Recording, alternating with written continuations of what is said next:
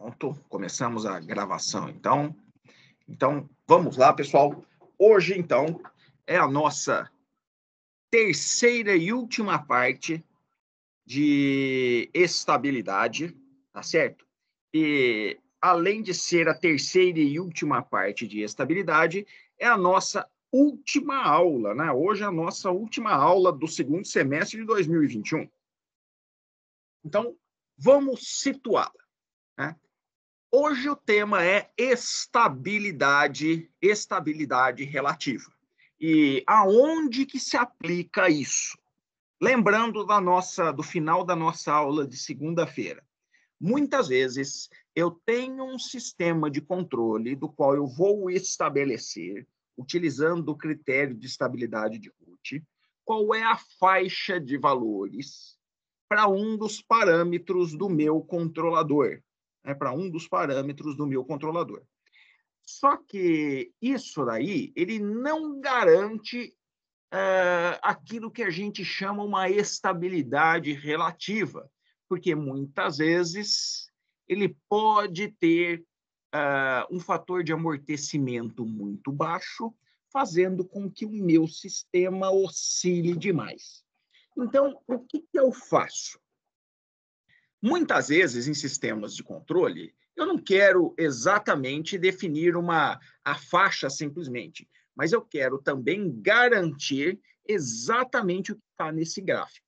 Eu gostaria que os polos dominantes de malha fechada do meu sistema ficassem nessa região aqui, a qual eu estou denominando de região desejada aqui, ó, né? Então, eu quero que ele fique nessa região. E como é que eu estabeleço isso? Esse daqui é o nosso plano complexo. Então, é o plano complexo, às vezes a gente chama isso, outras vezes é dito simplesmente como plano S, né? Em outros lugares, às vezes acaba falando assim, o plano de Laplace. Então, todos esses planos é exatamente a mesma coisa. Então, eu pego os nossos polos e traço a parte real com a parte imaginária. Nós já vimos que isso daqui, ó, essa reta aqui, lembrando do final da nossa aula passada, isso daqui é o nosso ganho, é um ganho beta, né? Esse ganho beta não foi na aula passada, mas, na verdade, foi na terceira aula do capítulo 7. E esse beta aqui, ele é simplesmente... Eu vou chamar de B. Isso daqui é... E agora?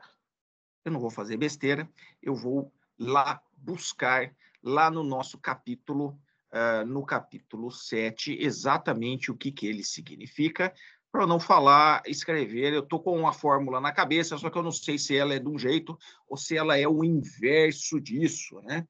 Ou se ela é o inverso disso. Aonde que está esse ângulo beta? Ah, está aqui, ó.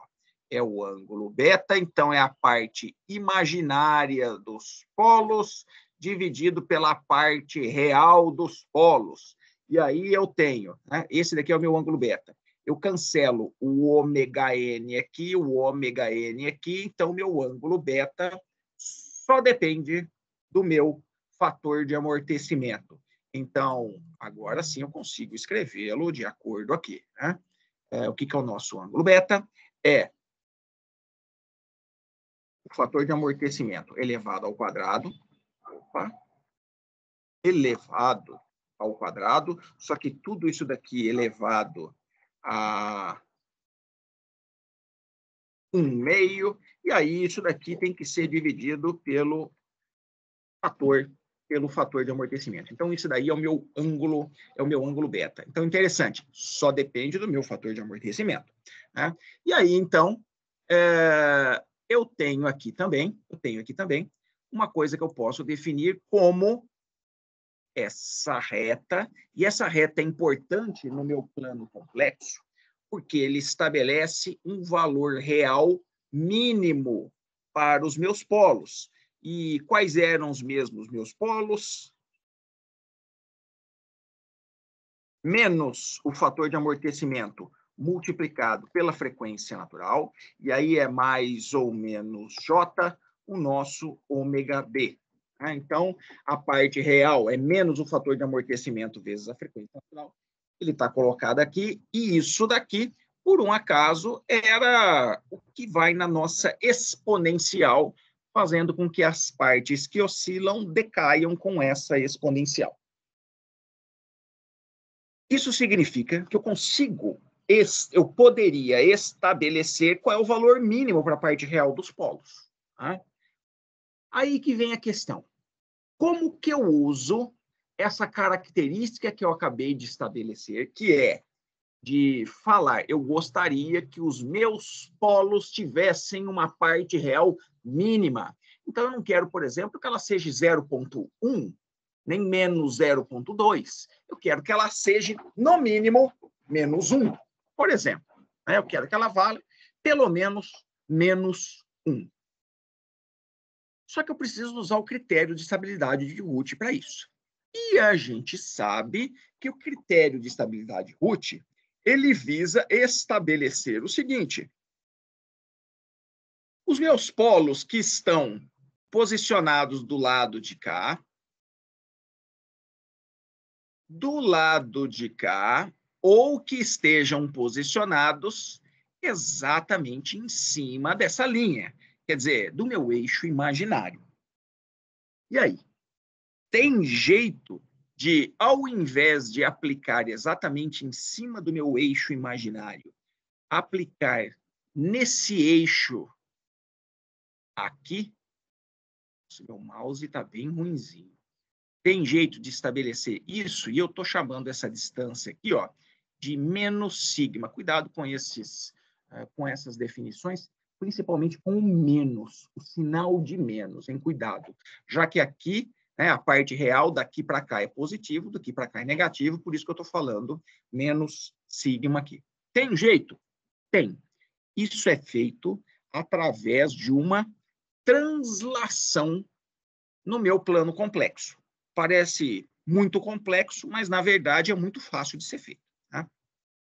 Muito fácil de ser feito. Basicamente, o que eu vou fazer? Eu tenho a minha relação no plano S, que é o meu polinômio escrito em S.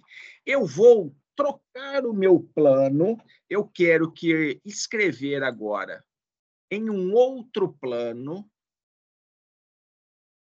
que vai ser o plano Z, só que nesse plano Z eu estabeleço uma relação que é essa relação aqui, o meu sigma.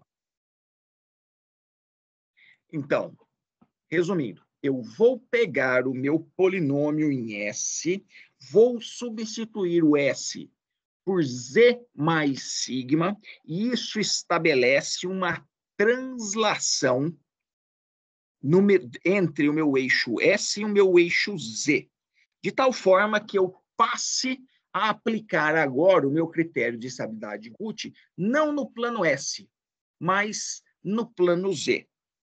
Parece que isso está complicado, mas eu vou esclarecer exatamente para vocês usando aqui uma...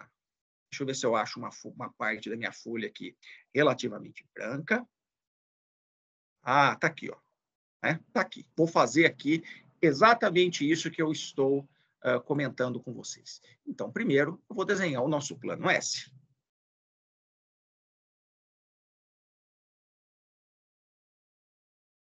Então, está aqui.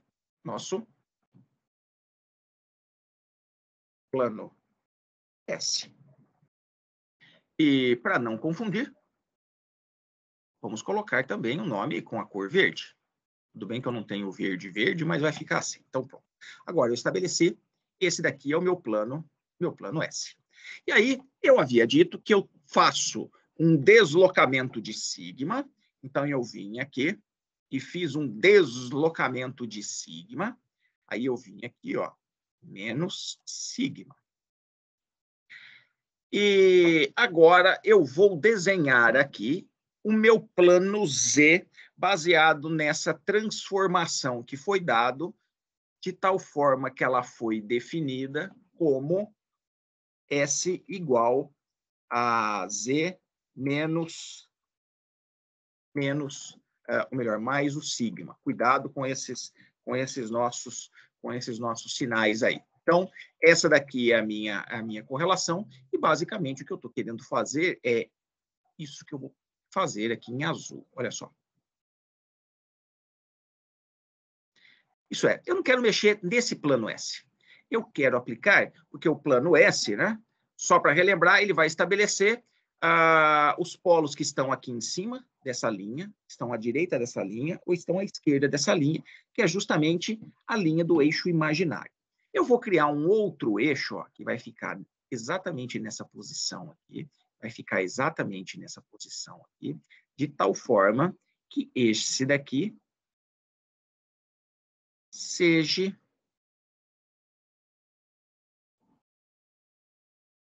meu plano Z. E aí o que eu preciso fazer é estabelecer qual é a correlação entre o S e o Z. Muitas vezes eu gosto de fazer... então, vamos lá.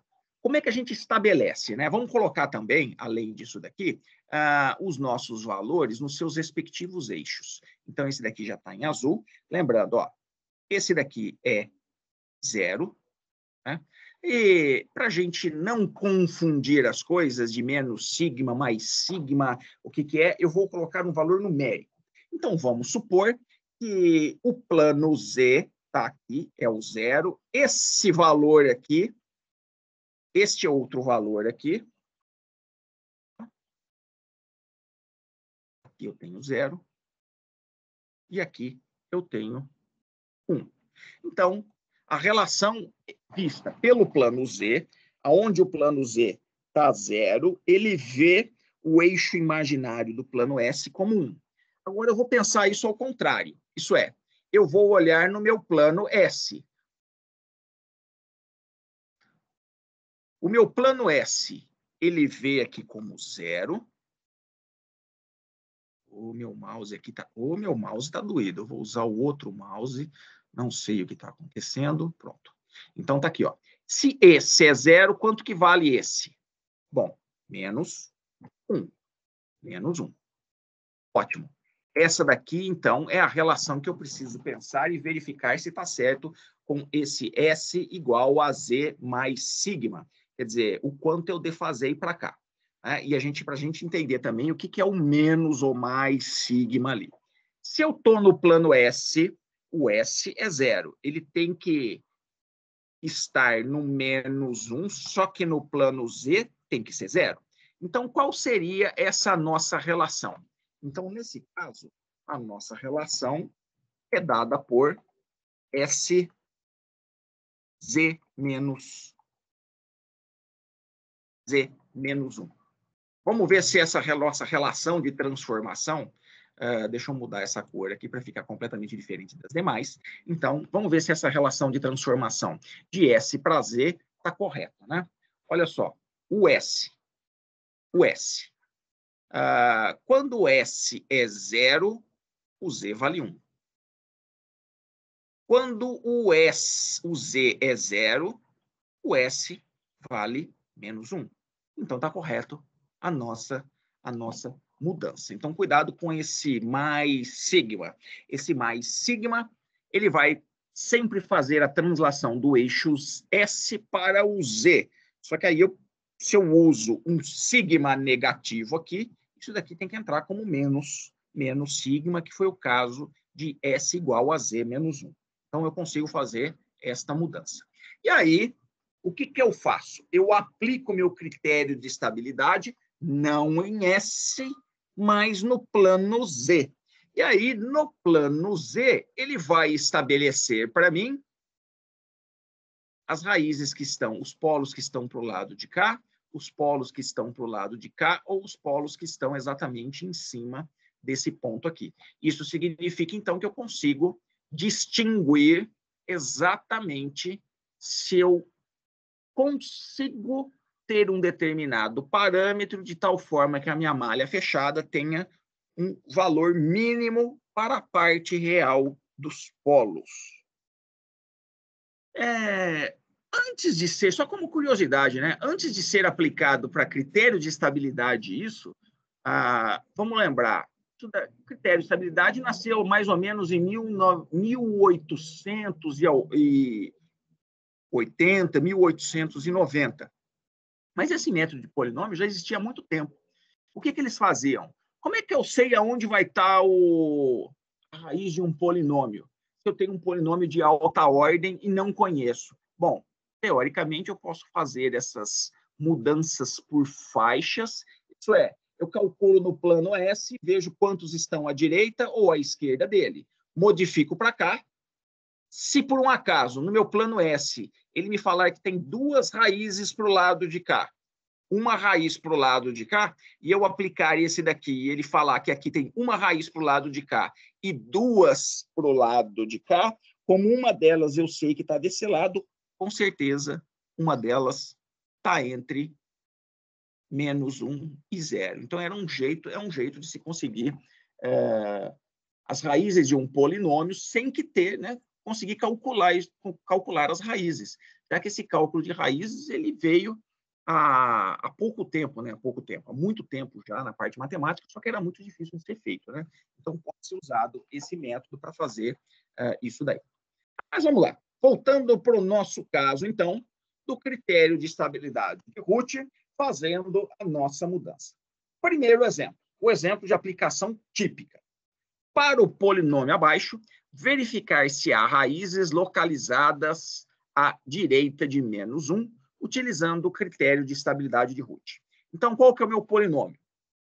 2S3, 11S2, mais 17S, mais 6 igual a 0. Então, é claro, esse daqui é um polinômio simples, eu vou lá, jogo em qualquer método numérico, ele me dá a resposta instantaneamente.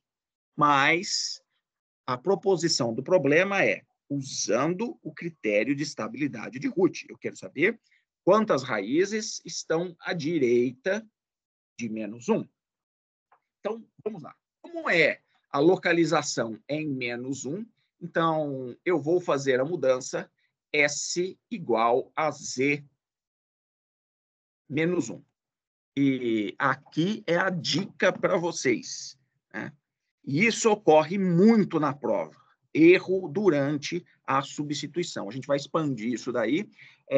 Fica uma expansão que, às vezes, não é tão fácil de ser feita e a gente acaba cometendo erros matemáticos ali, né? Ou um termo desaparece, um termo que era positivo vira negativo, ou vice-versa, né?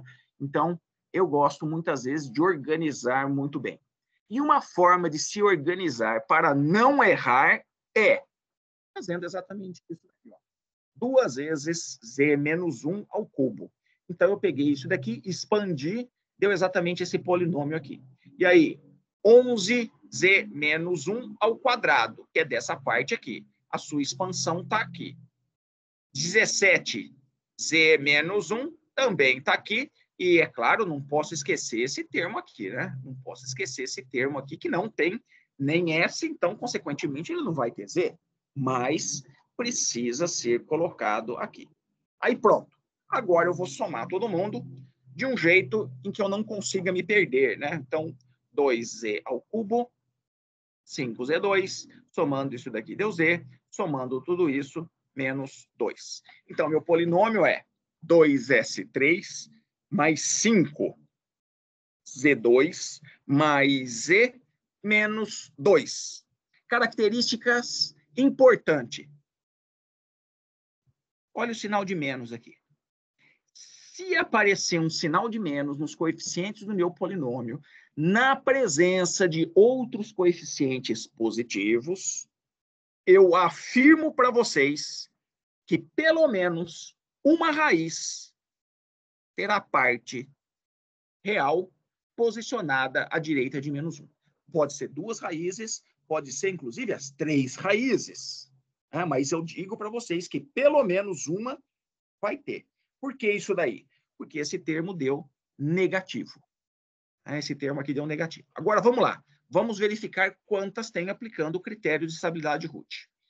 Z ao cubo, porque isso daqui é Z3. Então, 3, 2, 1 e 0. E aí eu vou começar a expandir os coeficientes do meu polinômio. 2, o 5, 1 e o menos 2. E aí eu tenho B1 e C1, cujos valores já foram colocados aqui.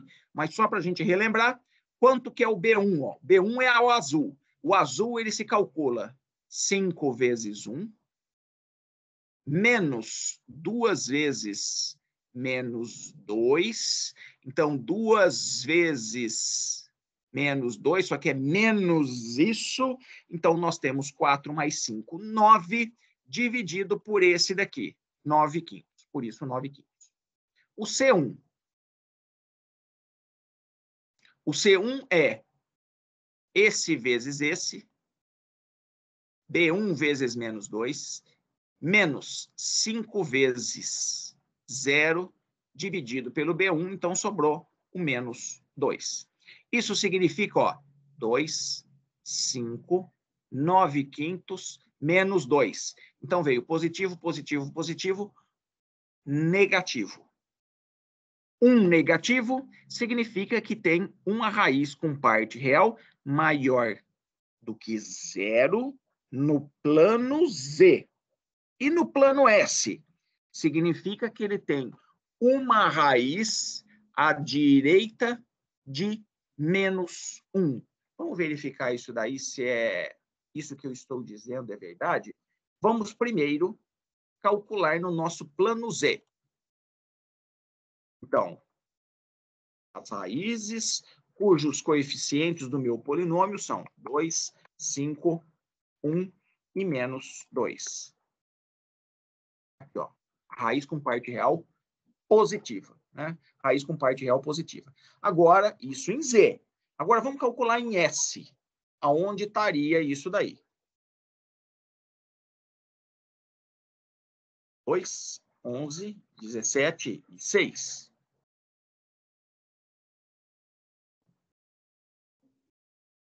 Menos 3, menos 2, menos meio. Está aqui a raiz à direita de menos 1. Então, como foi proposto. Então, como solução, nós temos uma raiz à direita de menos 1. Agora sim, vamos então para a nossa aplicação nos nossos problemas, propriamente dito, porque, afinal de contas, isso é muito fácil. Vou lá, calculo as raízes e beleza. Agora, olha só.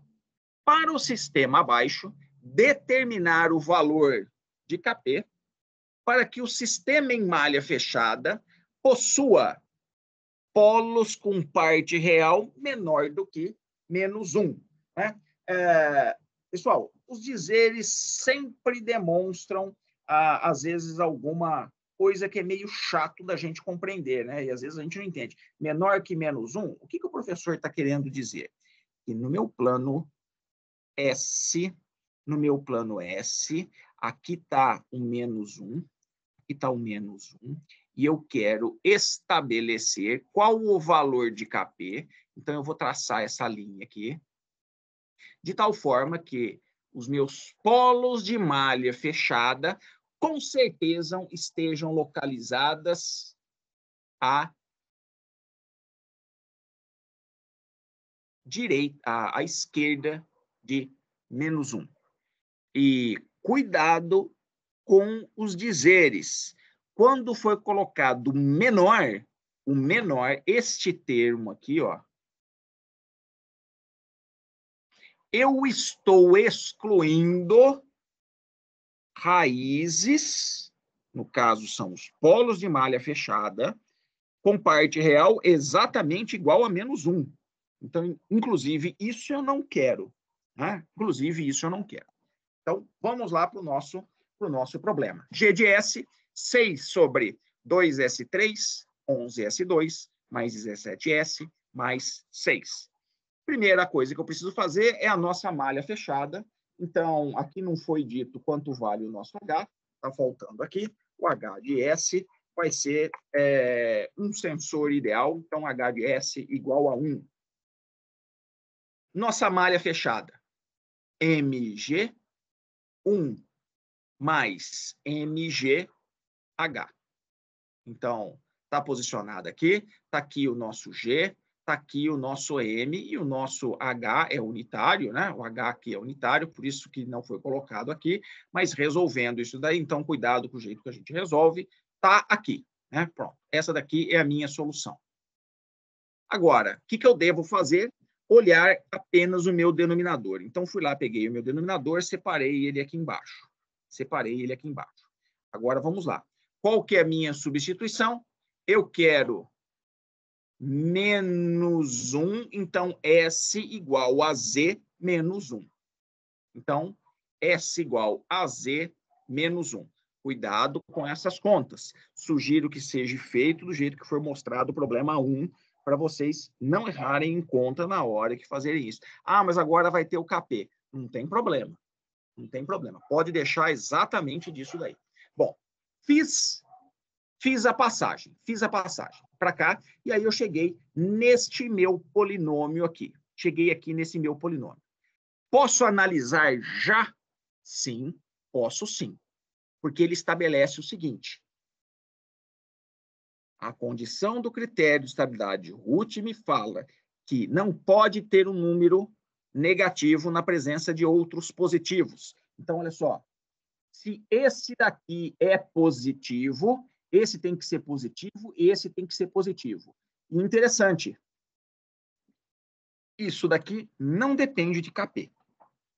Então, caso um desses três coeficientes desse negativo, eu já podia parar o método. Falar, olha, não tem jeito, não existe KP que satisfaça a minha proposição.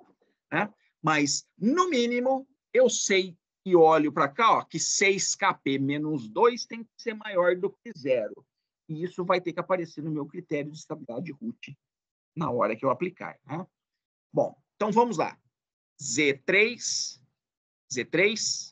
ó, aqui está errado, aqui é Z2, Z1 e o Z0. Espalhando os nossos coeficientes. 2, 5, 1, e pelo amor de Deus, eu já comentei isso na aula passada, é um erro típico de prova, põe o 6KP aqui e o menos 2 aqui em cima. Cuidado! Isso daqui é o termo sem o Z. Então, ele é colocado aqui, né? O termo sem o Z. Agora, vamos lá. Nós temos B1 e C1. Para nós calcularmos os nossos valores, quanto que vale o B1? 5 vezes 1 menos 2 vezes 6KP menos 2, do jeito que está aqui, dividido por 5, está aqui. Fazendo a conta, precisava fazer a conta agora? Não sei, mas já dava para fazer alguma redução nisso daí. Então, 1 menos 2 quintos de 6KP menos 2. O meu C1, né? O meu C1, aqui está colocado a fórmula certinho, ó, é B1 vezes isso, menos 5 vezes 0 dividido por B1. Então, 5 vezes 0, 0. Se eu vou dividir isso daqui por B1, sobra só esse termo aqui. Por isso, 6KP menos 2. E agora, vamos lá. O critério de estabilidade de Root estabelece que a primeira coluna deve ser toda maior do que 0, porque isso daqui é positivo, positivo, então implica B1 e C1 maiores do que 0. Então, vamos lá. Primeiro, B1 maior do que 0. Então, ele está aqui, e isso daqui tem que ser maior do que 0. Cuidado com essas passagens, né? O 1 vai para o lado de lá, o 1 vai para o lado de lá, então inverte o sinal de maior para menor. Resolvendo aí, expandindo um pouco, a gente chega nisso. Isso quer dizer que o meu KP vale menos, tem que ser menor do que 3/4. Se o KP for maior do que 3/4, ele vai ter um polo à direita de menos 1. E está faltando ainda o C1. O C1 também tem que ser maior do que 0. Tá? O C1 maior do que 0, 6KP menos 2 maior do que 0. Então, resolvendo, KP maior do que 1/3. Pessoal, eu preciso analisar as duas linhas ao mesmo tempo. Então, qual é o intervalo que satisfaz as duas ao mesmo tempo? Entre 1/3 e 3/4. Essa daqui é a minha solução. Bom, vamos verificar se eu posso escolher qualquer valor entre 1/3 e 3/4 para o meu valor de KP. Tá? Vamos verificar se a gente pode fazer isso. Então, eu vou pedir ajuda ao nosso MATLAB, está aqui. Então, qualquer valor, deixa eu ver se é esse daqui mesmo, se eu não cometi nenhum erro. Está aqui o meu M, está aqui, deixa eu ver se é isso mesmo. 6, 2, 11, 17, 6, beleza. E quais são os intervalos do meu KP? Então, 1/3 e 3/4. 1/3 e 3/4, isso daqui dá 0,33, e esse daqui é 0,75. Então, qualquer valor entre 0,33 e 0,75 vai satisfazer a minha questão. Então, vou colocar, por exemplo, 0,5. E vou pedir a resposta ao degrau e verificar quais são os polos do meu sistema. Então, rodando isso daqui,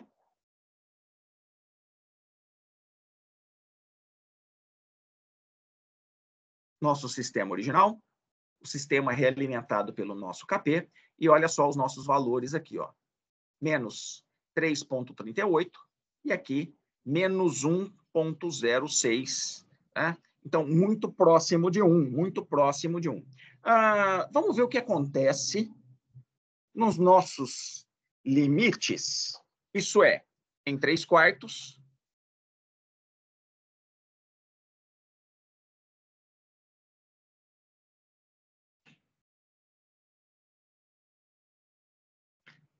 olha só, parte real exatamente igual a menos 1. Tá aí a minha solução. E 1/3?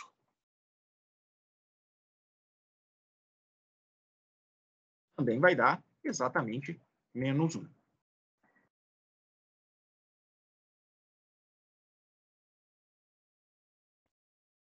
Tá aqui. No caso, tem 3 polos reais distintos, né?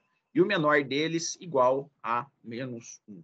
Então, olha só, conseguimos estabelecer quais são os valores de KP que vão satisfazer o critério de estabilidade relativa. Isso é, o posicionamento dos meus polos sempre à esquerda de menos 1. Tá? Exercício 2. Na verdade, esse daqui era o exercício 2. O exercício 3, pessoal, eu passei para vocês aqui nessa parte complementar aí, que foi um exercício que eu desenvolvi agora há pouco. Certo? Então, acrescentei, achei ele interessante na apostila. Olha só, vamos imaginar o seguinte. Está aqui o nosso sisteminha, né? Então, a gente tem o MG realimentado por H, deixa eu aumentar um pouquinho mais. E essa daqui é a nossa função de transferência, né? Essa daqui é a nossa função de transferência. E função de transferência que poderia ser essa daí? Olha só, ele é uma função de terceira ordem que não tem o termo de S0. Essa é uma vantagem? Bom, significa que apenas com uma realimentação de um ganho proporcional, eu consigo que o meu sistema não tenha erro estacionário. Isso é lá capítulo 6, né? Ele fala isso. Bom, de onde poderia ser essa equação de terceira ordem? Ela poderia muito bem ser um motor elétrico. Mas nós vimos lá que o motor elétrico, na verdade, é uma função de segunda ordem. Bom, se eu quiser medi-lo, isso é, medir exatamente a sua posição, eu preciso acrescentar um sensor de medida. Então, esse daqui pode ser representado, a representação física de um motor elétrico com um sistema de medida de posição dele. Quer dizer, qual que é o ângulo de giro que ele dá. E aí, pronto. Então, olha só, eu quero fazer o seguinte, né? 2 colocações. Primeiro, determinar os valores de M de S, que vai ser o meu ganho proporcional, para que o sistema em malha fechada possua polos com parte real igual a menos 0,5. Então, eu não quero que seja menor ou à esquerda de menos 5, menos 0,5. Eu quero que seja exatamente igual. Proposição B. Para que o sistema em malha fechada possua polos com parte real exatamente igual a -1. Né? Ah, professor, são duas colocações que parecem muito parecidas. Desculpem o trocadilho. Né? Isso, elas parecem que são idênticas às colocações, mas a resposta de ambas são bem diferentes. Né? Por isso, esse problema. Além disso, cuidado, eu estou pedindo igual a menos 0,5. Né? Quando eu peço igual a menos 0,5, o que eu tenho que fazer? Aplicar o critério de estabilidade relativa, fazer a mudança de coordenadas, a transformação de planos, tá certo? Só que aí, nesse caso, o que eu preciso? Garantir que o meu polo de malha fechada esteja exatamente em cima de -0,5. Ah, mas isso vai ter alguma mudança no meu critério de estabilidade, Ruth? Vai, né? Vai ter, sim. E que caso que eu vou cair do meu critério de estabilidade de Ruth? Na verdade, eu estou buscando este caso aqui, ó. Quando nós vimos aqueles casos especiais, os casos especiais, nós vamos aplicar exatamente isso daqui, ó. Vamos voltar lá nos nossos casos especiais. Ah, caso 1. Aparece um 0 na primeira coluna. Então, eu vim aqui, ó, calculei isso daqui, e esse termo aqui era um termo 0. E aí, o meu sistema era um sistema marginalmente estável. Quer dizer que ele possuía exatamente um polo, nesse caso, com parte real nula. Então, se eu faço a transformação de coordenadas e aplico o critério de estabilidade Ruth, na mudança de coordenadas, eu quero que ele tenha um 0 na primeira coluna. Só que cuidado, eu preciso garantir o 0 na primeira coluna e preciso garantir que o termo de baixo seja positivo. Porque se ele for negativo, que era esse caso aqui, eu não tenho um sistema marginalmente estável, eu tenho um sistema instável. Né? E vamos tentar traduzir isso lá no nosso problema, então. Olha só, solução geral. Por que solução geral? Tem a parte inicial que eu preciso chegar no meu denominador de malha fechada, né? Aplicado o meu controlador. Então, isso daí é igual para todo mundo, tanto faz para A ou para B, essa daí é a parte geral. Então, primeira coisa, solução de malha fechada, mg, 1 mais mg vezes o h. Então, h é unitário, ele caiu fora da minha questão, e aí só, olha só, mg, 1 mais mg, está aqui, o m é o meu kp, o meu g está aqui o meu denominador. Resumindo tudo, chegamos nesse daqui. Então, primeira observação. Olha só, 6kp, 6kp. O meu sistema não terá erro estacionário. Eu mando ele para 1, ele vai para 1. Quer dizer que se ele for um motor elétrico, eu mando ele para 1 radiano, isso é giro de 1 radiano, e ele gira exatamente de 1 radiano. Além disso, né, eu escrevi o meu denominador aqui embaixo. Ó. E aí eu já posso verificar o seguinte. Né? Se houver algum termo negativo na presença de outros positivos, já ferrou tudo. Né? A não ser que seja esse termo aqui. Porque aí, com a variação de Kp, eu consigo que todo mundo seja positivo. Mas, olhando para cá, ainda não tem nenhum problema. Mas, se esse daqui, por exemplo, fosse negativo, eu já poderia parar aqui e simplesmente dizer: não existe um jeito de fazer isso com ganho proporcional. Não existe. Né? Mas, deu todo mundo positivo, eu já posso observar, né? No mínimo, o Kp vai ter que ser maior do que 0. No mínimo, o Kp vai ter que ser maior do que 0. Vamos lá. Para não zerar esse termo aqui. Então, se eu quero menos meio, então minha substituição S igual a Z menos meio. vou pegar essa daqui, substituir aqui, e a gente chega nessa nossa equação aqui. E aí vamos lá. Aplicando o nosso critério de estabilidade root nessa nova equação escrita em Z. Então, Z3, Z2, Z1, Z0, porque aqui era o meu Z3, e aí ficou 1 aqui, 7 meios para cá, 7 quartos para cá, e o 6kp menos 15 oitavos. Olha o erro aí, né? Está correto isso que foi feito, mas eu estou avisando para vocês não colocarem o menos 15 aqui para cima. E aí nós temos o nosso B1 e o nosso C1. Então, o nosso B1, 7 meios, isso vezes isso, menos isso vezes isso, por isso, está aqui, né? Essa daqui é a fórmula dele. O nosso C1, como esse daqui é zero, é simplesmente pegar esse daqui e colocar aqui embaixo. Então, está aqui.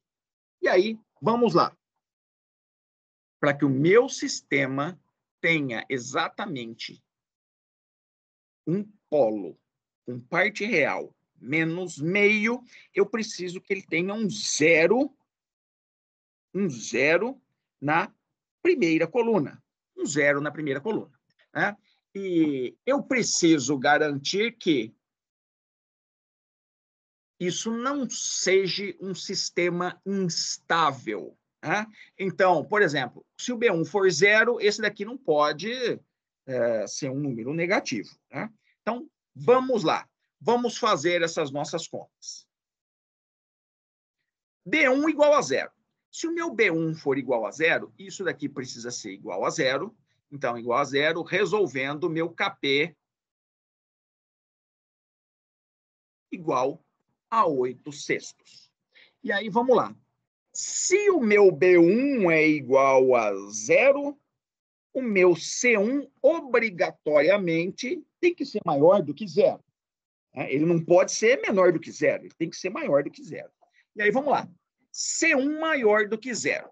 O C1 maior do que zero, então, 6kp menos 15 sobre 8, maior do que zero, o meu Kp maior do que 5 sobre 16.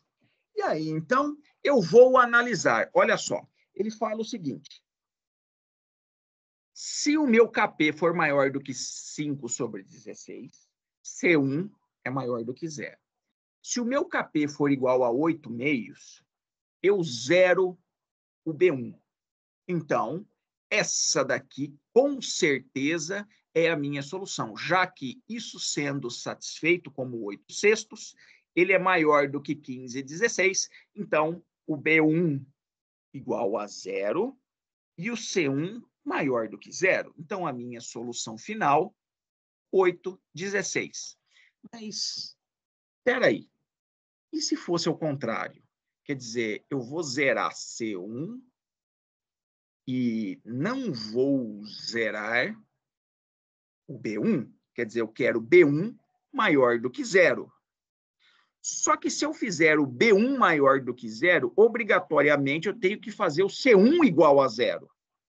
E aí, este valor não vai satisfazer o meu B1. Se eu substituir o valor calculado aqui na equação de B1, ele vai ser menor do que zero. Então, a única solução, 8 sextos. É isso? Vamos colocar isso daí para simular. E vamos verificar. Nossa, acabou de cair uma pipa aqui em casa. Vem para cá vocês duas. O problema é a linha com os cachorros, viu, pessoal? Por isso que eu tô meio assustado. Espera só um segundinho, pessoal.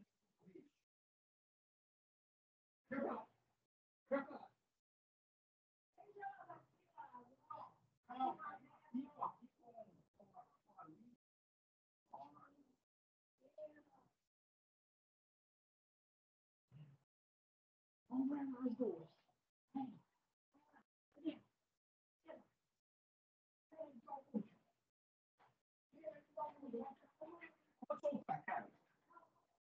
Pronto, pessoal, desculpem, mas aquelas pipas com linha com cerol, e aí eu fico com medo das cachorras, as duas cachorras morderem, ela caiu aqui dentro.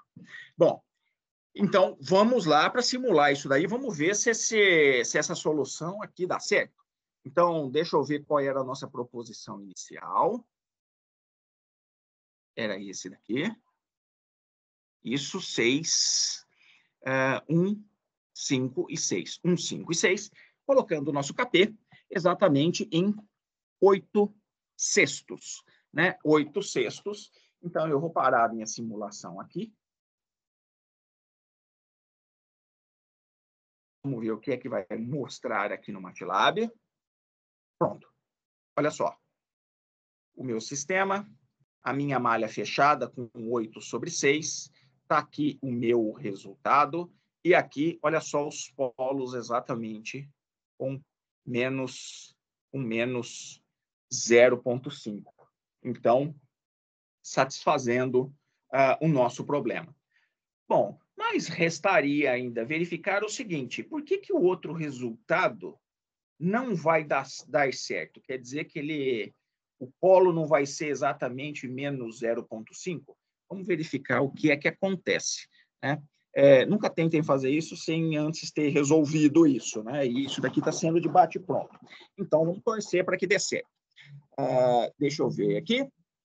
Nós chegamos nessa situação aqui. Então, o 8 sexto valendo. Vamos colocar o 5 sobre 16 e vamos ver o resultado que deve dar.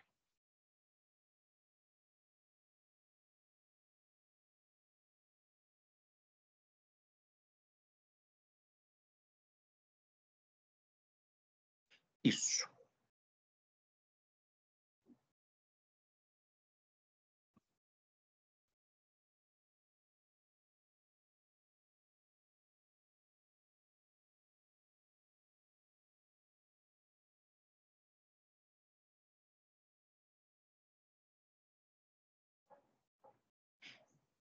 Ué. Está menos meio aqui. Quer dizer que funcionou? Quer dizer que funcionou? Né? Bom, o que a gente pode tirar daqui? Na verdade, isso daqui, ele acabou funcionando menos. Vamos dar só uma verificada que eu tenho uma preocupação sobre essas contas aqui. Esse 5 sobre 16 viria o 15 oitavos. Não, o 15 oitavos, só que ainda dividido por 6. Dividido por 6. Acho que é os 5 oitavos aí. 5 sextos, né? Vamos verificar.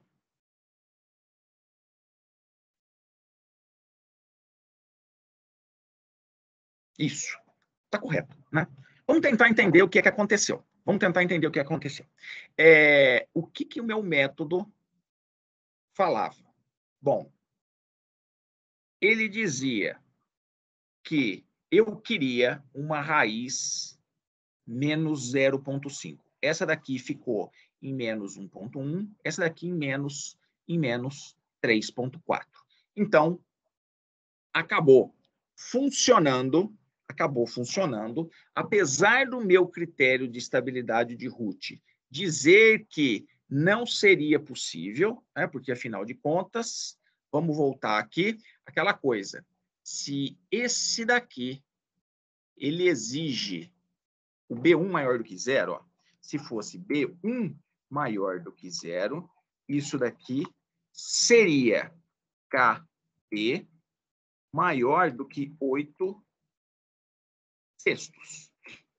E essa colocação aqui, o C1 maior, ou melhor, igual a zero, implicaria, talvez seja melhor assim, implicaria que o meu KP fosse igual a 5 sobre 16. Tá? E aí um detalhe, 5 sobre 16 é menor do que esse KP aqui. É interessante, né? Ele diz que se eu escolho esse valor, eu estou desobedecendo o meu B1. Será que eu fiz alguma conta errada? ou tem alguma interpretação que eu não estou conseguindo observar, né? Tem alguma conta errada ou tem alguma observação que eu não estou conseguindo fazer? Bom, vamos tentar ver o seguinte. Eu vou vir aqui nesse meu coeficiente e eu não vou substituir aqui, porque, afinal de contas, eu sei que se eu pegar... Opa, vai abrir outra coisa aqui.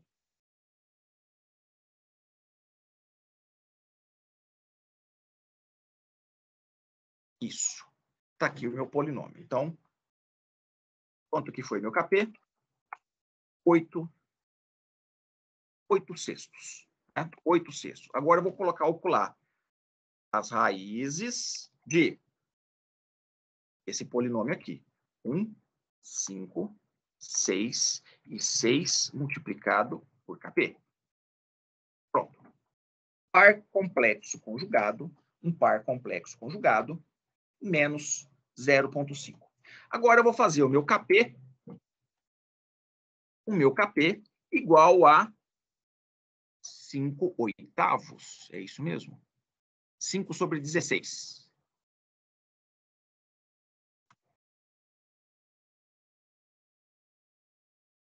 Vou calcular. Está lá. Menos meio, menos 1 e menos 3. Agora eu vou não observar em S, mas eu vou observar o que está acontecendo em Z. O que está acontecendo em Z? Né? O que está acontecendo em Z? Bom, em Z, cadê meu polinômio em Z?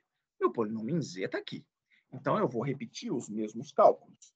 Isso é, o primeiro KP aqui em cima, o primeiro KP. Agora, as raízes do meu polinômio, 1, 7 meios, 7 quartos e 6KP, 6 multiplicado por KP, menos 15 sobre 8. Cuidado na hora de fazer isso daí, porque se a gente der um espaço aqui, ele vai achar que é um polinômio de S0, S1, S2, S3, S4. Ó. Ele vai me dar 4 raízes. Então, cuidado. Aqui não pode ter espaço.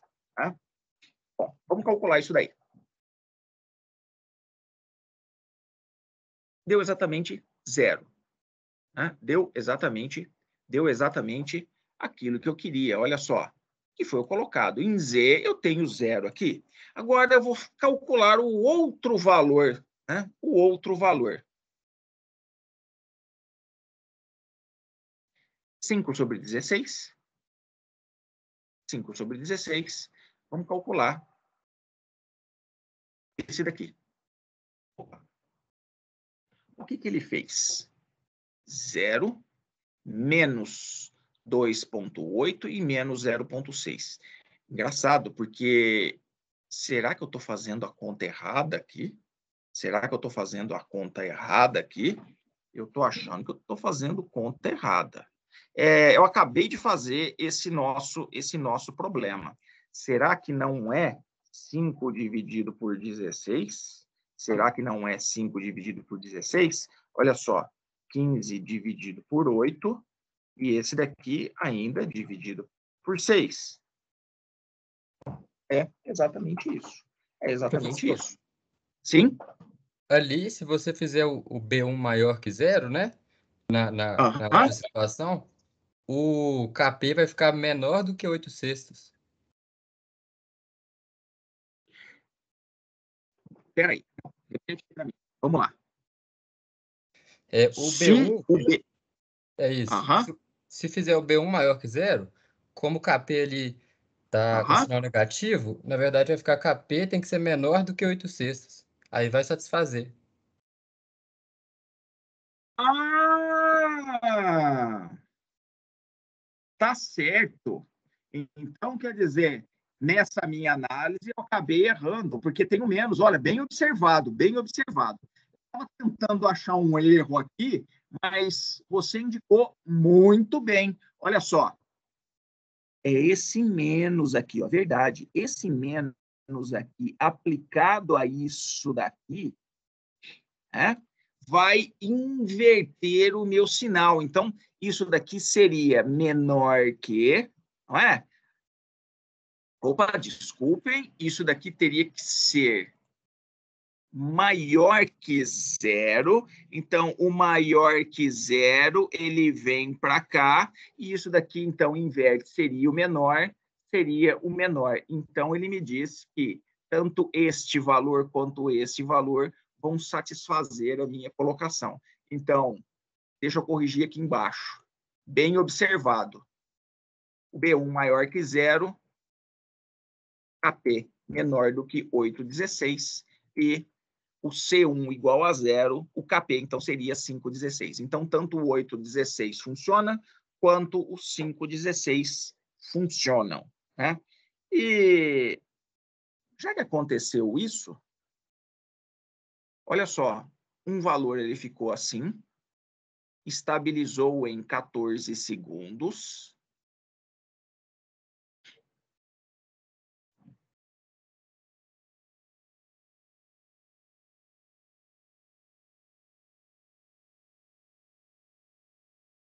E com 8/6.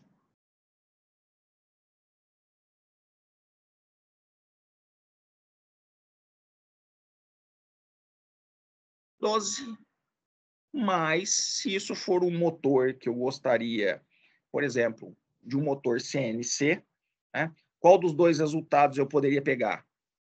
Esse não. Por que esse não? Porque talvez ele oscile. E aí, a colocação de um motor CNC é melhor não oscilar. Mas aí, precisa ver a aplicação, né? O que eu estou querendo dizer é que, para a proposição, então, né, os dois valores seriam plausíveis, né? Exceto pelo erro do professor aqui no início. Mas foi muito boa a observação aí de quem fez. Eu não sei quem fez aí, mas depois fica um elogio aí para você. Você observou muito bem isso daí. Muito bem isso daí. E se eu colocar -1 igual a -1? Esse daqui é interessante. Esse daqui eu acho que eu não vou cometer o erro de novo. Tá? Igual a -1. Por que foi colocado 2, então? Será que o resultado final vai ser diferente? Vamos dar uma olhada. Eu vou partir da minha malha fechada, como eu tinha antes. Então, está aqui a minha malha fechada. Agora, eu vou substituir S igual a Z menos 1. Então, o que a gente tem agora?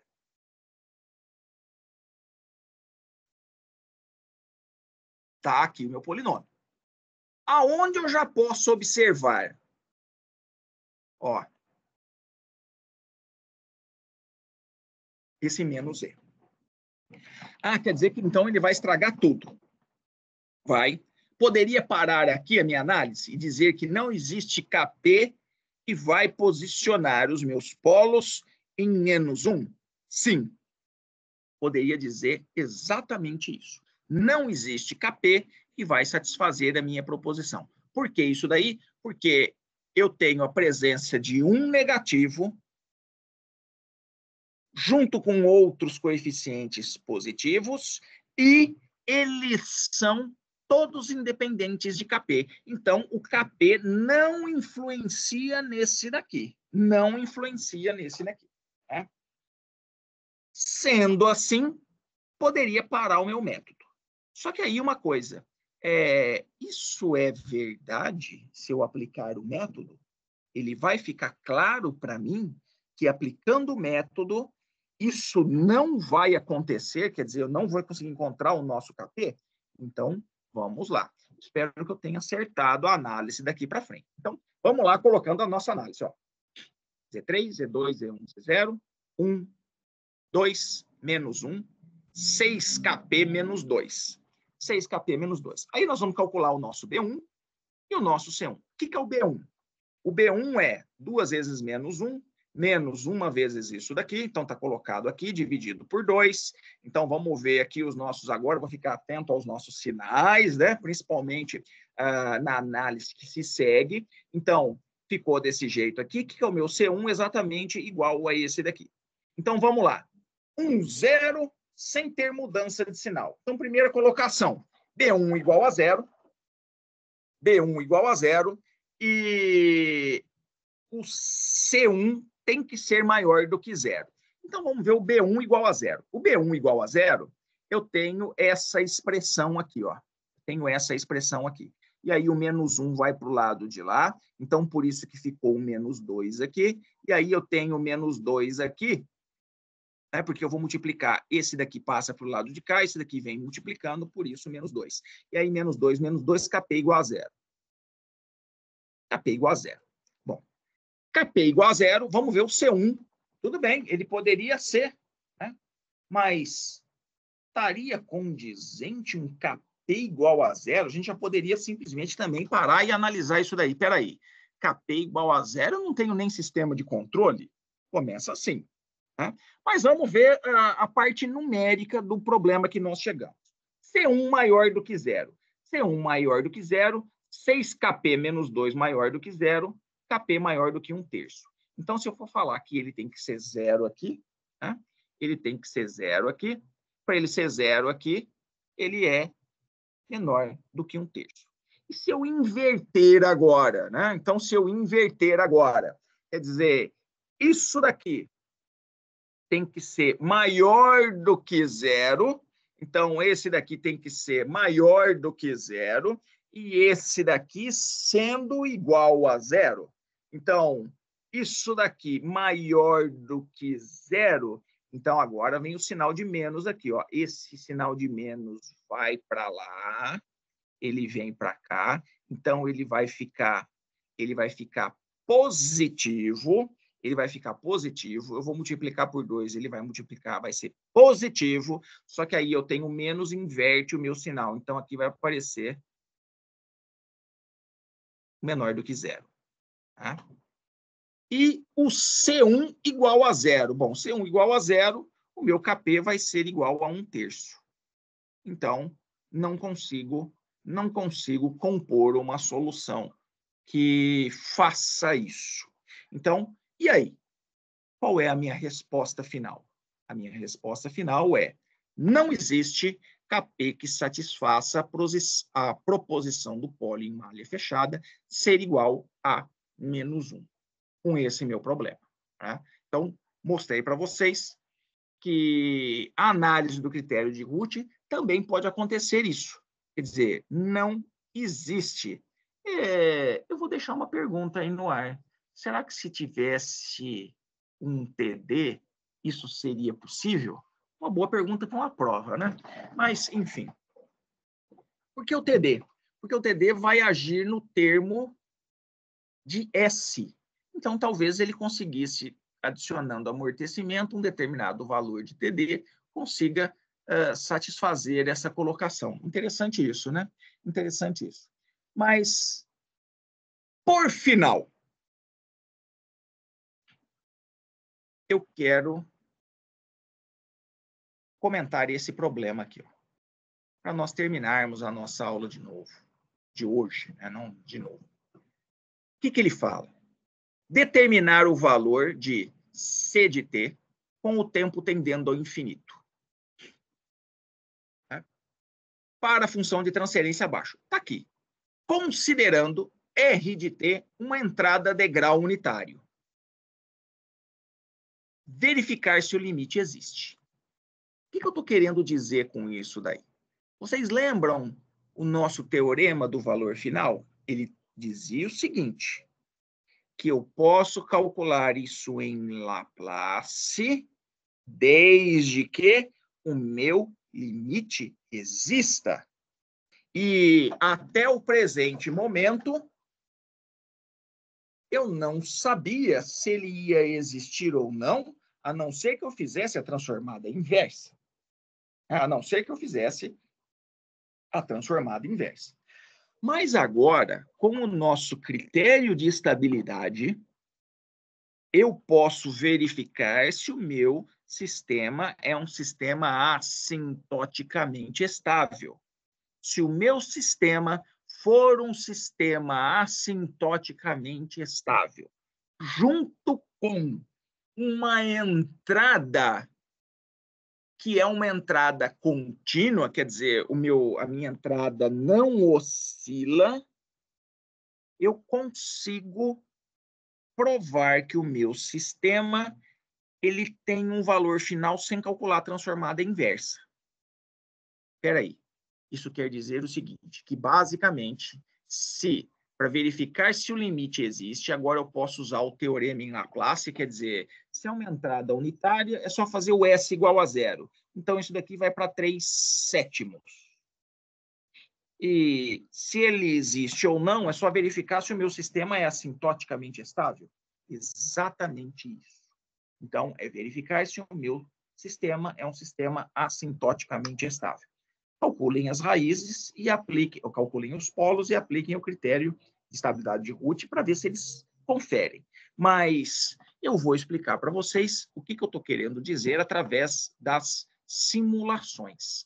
Então, agora,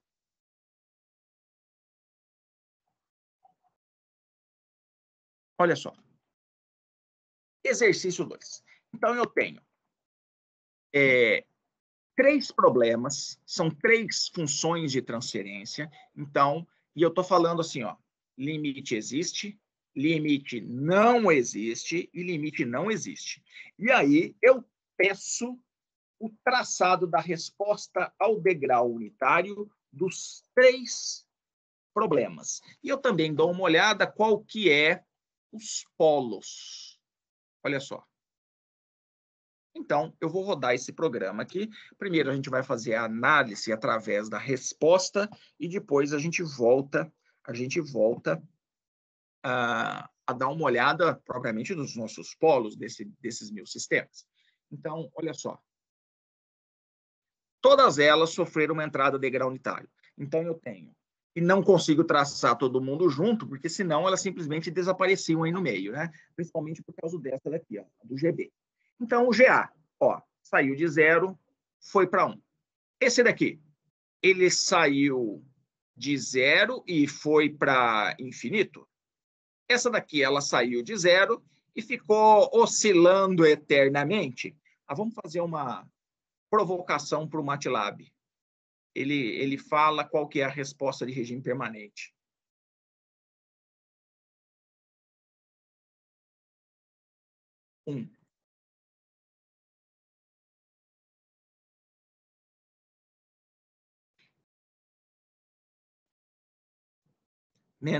Valor infinito.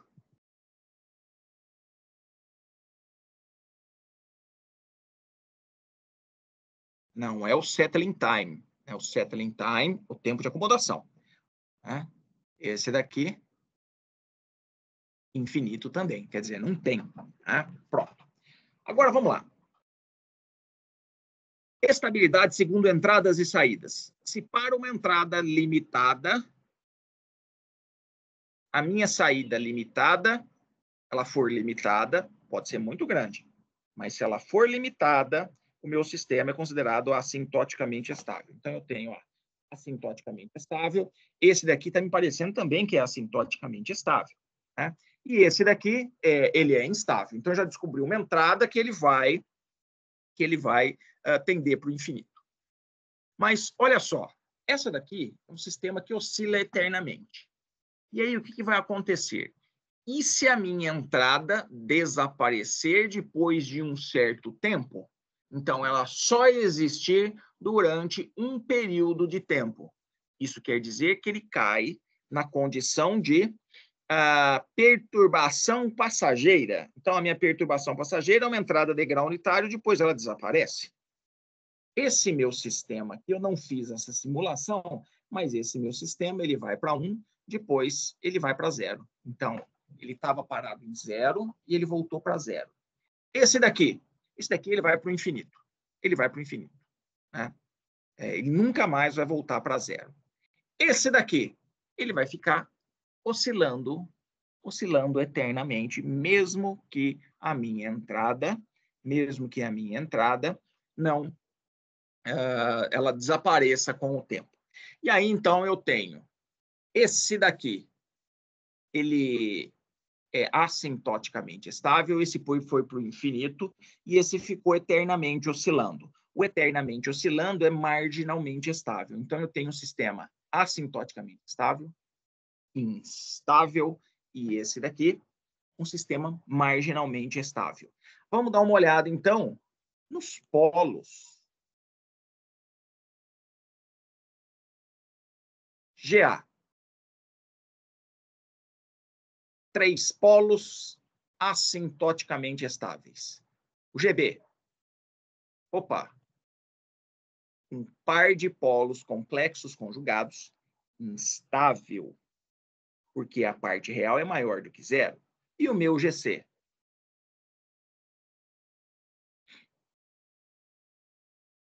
Aquele erro numérico, né? O 10 a menos 16.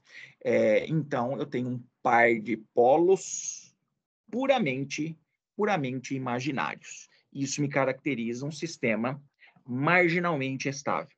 Né? Só para a gente encerrar mesmo, é o seguinte, aí visa a programação. Professor, teria jeito de fazer uma perturbação passageira do jeito que foi feito? Claro que teria. Só que aí a gente teria que relembrar de programação lá do capítulo 3. Mas como eu já tenho o GA, o GB e o GC, tem como fazer isso. Então, a primeira coisa que eu vou fazer é definir um vetor de tempo. Vamos começar em 0 a nossa simulação. Vai em 0,01. Eu não sei se isso daqui é suficiente, mas eu vou colocar mais um 0 aqui. Até quantos segundos eu vou colocar essa simulação? Eu apaguei. Vamos dar uma olhada. Nossa, esse daqui foi até 250, mas teoricamente, se eu pegar só até uns 50 segundos aqui, ó, uns 50 segundos, até que dá, né? Bom, então, vamos lá. Vou diminuir um 0 aqui e vou botar até 500. Isso quer dizer que nós temos 50 mil pontos. E aí, qual que vai ser a minha entrada? A minha entrada U. Olha que interessante, né? O U. Eu vou primeiro fazer o seguinte. O U é uma composição de zeros. E qual é o comprimento dele? Comprimento do eixo dos tempos. Pronto. Então, aqui eu criei uma entrada 0. Agora, eu vou fazer o seguinte. A minha entrada, ela vai começar em 0, vai ter uma parte que vai para 1, e depois ela vai continuar como 0. E deixa eu dar uma olhada no comprimento de T. Ó. Vamos ver se é 50 mil mesmo. Acho que é 50.001.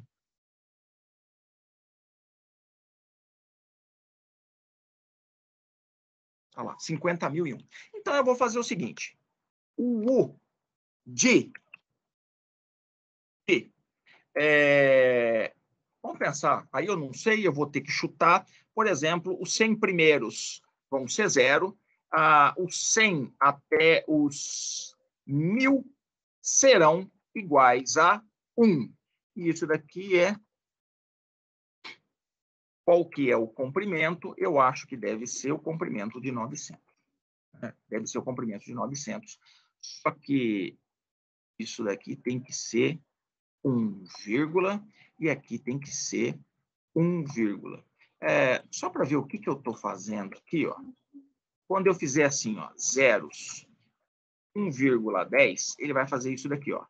Ele criou um vetor desse jeito, com zeros. Se eu fizesse só assim, ele criaria uma matriz. E se eu fizesse assim, ele criaria um vetor coluna. E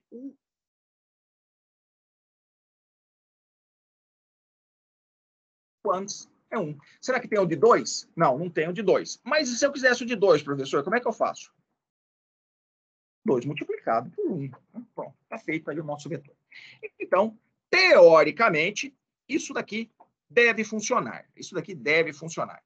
Então, só para verificar, figure plot T, vírgula U. Se ele já reclamar, já para aqui, beleza? Reclamou. Então, se ele reclamou, eu acho que isso daqui deve ser 901. Porque ele conta o de 100, né? Tá lá. Então, o que ele fez aqui? Ó, justamente...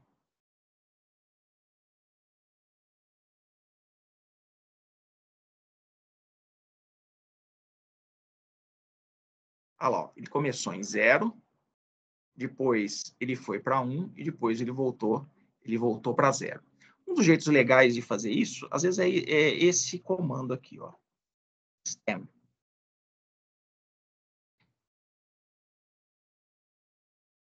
E ele traça, ele coloca uma linha, e aí ele coloca os pontos. É assim que ele faz, ó. Gráfico de barras. Bom, fizemos isso, beleza. Então, nós criamos agora as nossas dimensões plausíveis. Agora, vamos calcular nossas respostas. Então, se eu tenho o GA, a minha resposta vai ser YA. É o L-Sim, que é o Linear Simulation da função de transferência GA, cuja entrada é U no tempo T. Então, U, vírgula, T. Fecha, ponto e vírgula. Agora, eu vou calcular isso daqui para todo mundo, né? Ctrl+C, Ctrl+V. Ó a preguiça do professor Lázaro. Né? A gente precisa aprender, às vezes, isso. Essa daqui o B, essa daqui o C. Se eu fiz tudo correto, eu não vou usar o step agora, eu tenho que usar outro comando, que é simplesmente o comando plot. Então, agora o comando plot, y, vírgula, YA. Ó a preguiça.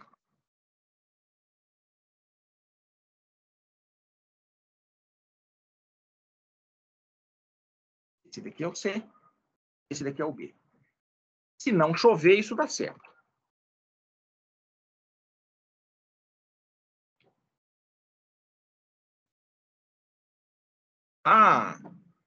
Agora olha só que interessante. O nosso sistema estava em 0, ele partiu, foi para 1 e voltou. Então, ele foi para 1, né, e voltou. Então, ele começou em 0, terminou em 0. Esse daqui, ele ficou eternamente oscilando. Dá para diminuir um pouco para a gente ver melhor, professor? Dá. Vamos colocar, ao invés de 500, vamos diminuir para 50. 50 já está muito bom.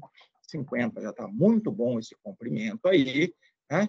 Que é um monte de zeros que a gente não precisa. Pronto, agora ficou mais plausível. Então, nós temos a perturbação passageira e depois ela desaparece. Então, olha só meu sistema. Veio, voltou. Sistema assintoticamente estável. Para a perturbação passageira, ele voltar para o seu estado original, onde ele estava antes lá paradinho. Esse daqui, ó. Esse foi para infinito. Então, né, nunca mais vai voltar para a sua posição. Por que ele oscila? Então, quer dizer que ele está oscilando em torno da posição? Sim, a oscilação aumenta com o tempo. Aumenta com o tempo. Essa outra aqui, ó. Olha que interessante, né? Ele oscilou aqui, depois ele ficou oscilando nesse maior aqui. Então, eu retirei a perturbação e meu sistema vai ficar oscilando eternamente em torno da minha posição original, mas a sua amplitude não desaparece. Não desaparece. E por que o marginalmente estável? Aí tem uma explicação, tem duas explicações interessantes. Né? Marginalmente estável, porque a sua resposta permanece limitada.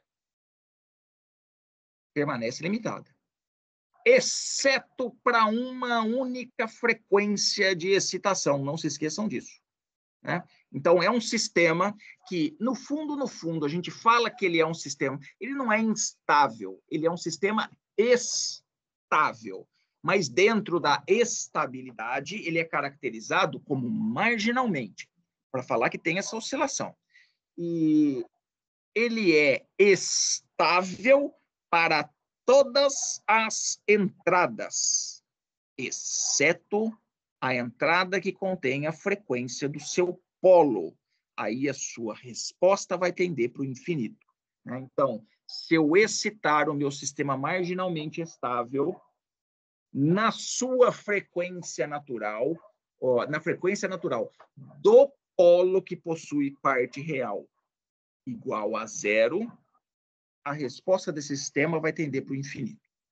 Vai tender para o infinito. Então, ele é estável para todas as entradas, exceto a entrada que contenha a frequência natural do polo. Com isso, ele vai tender para o infinito. Tá certo, pessoal? Então, com isso, nós encerramos a nossa aula de hoje. Deixa eu parar a gravação.